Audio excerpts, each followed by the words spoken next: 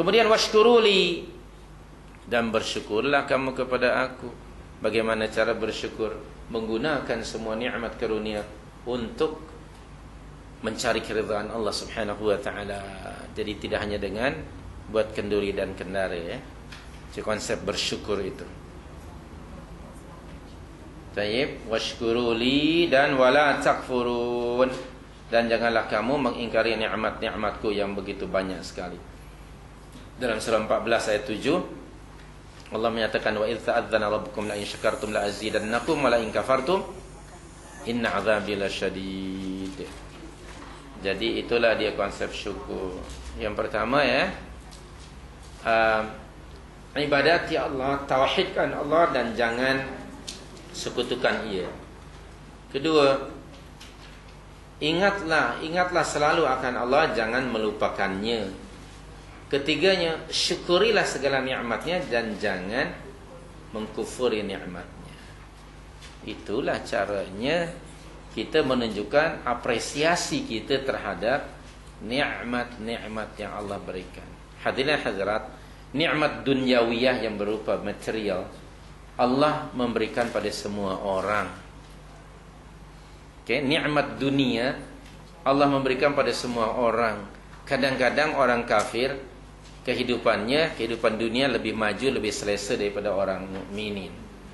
Nikmat yang dimaksud dalam ayat-ayat yang sedang kita baca ialah yang tidak diberi oleh Allah kepada orang-orang kafir, kepada orang musyrikin dan munafik. Special nikmat ini diberikan kepada orang-orang yang beriman sahaja. Maka kita semestinya jangan mendahulukan yang bersifat material dan kita mengabaikan yang nikmat yang abadi, yang kekal. Jangan seperti itu ya. Kita harus mendahulukan mana yang lebih bernilai, yang lebih kekal dan lebih abadi, lebih memberi manfaat kepada kita. Sedangkan nikmat dunia ini hanya dijadikan sebagai alat untuk mencapai nikmat yang kekal itu. Oleh itu Nabi Rasulullah SAW pernah dibagi taujihat oleh Allah. Saya akan bagi satu ayat terakhir dalam surah Ali Imran secara cepat saja, ayat 196, muka surat 111. Muka surah 111, surah Al-Imran 196 dan 197. Bismillahirrahmanirrahim. La yaghrannaka taqallubul ladzina kafaru fil bilad mata'un qalil thumma ma'wahum jahannam wa bi'sal mihad. Janganlah sekali-kali kamu terpedaya oleh kebebasan hidup orang-orang kafir di atas muka bumi ini. Itu hanyalah kesenangan sementara, kemudian tempat tinggal mereka nanti di akhirat dalam neraka jahannam. Na'udzubillah. Dan jahannam itu adalah tempat yang seburuk-buruknya. Jadi kita sebagai orang mukmin ini jangan tergiur dengan kemajuan orang kafir. Saya tidak mengatakan Islam anti kemajuan, tidak.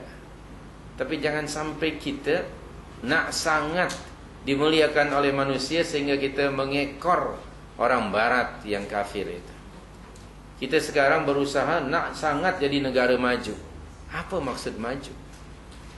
Maju dari sudut apa? Most of us kita memahami maju dari sudut pembangunan material. Insannya, pergilah Anda yang sudah ke Amerika, negara paling maju. Apakah manusianya maju? Jenayah yang paling tinggi di atas muka bumi di mana berlaku?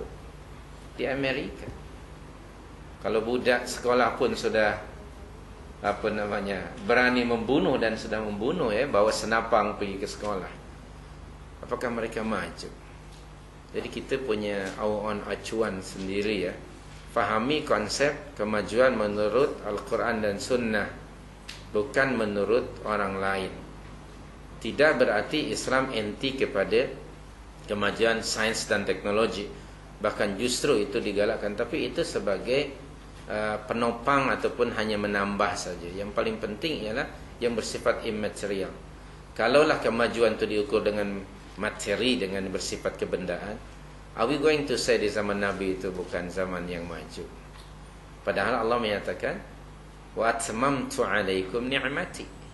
Tadi ayat yang sering kita baca wali utimma alaikum ni'mati. Jadi konsep nikmat menurut Al-Quran dan kita sangat berbeza. We should follow our own cara dan guidance yang datang dari Allah Subhanahu wa taala. Yang paling penting ialah manusianya.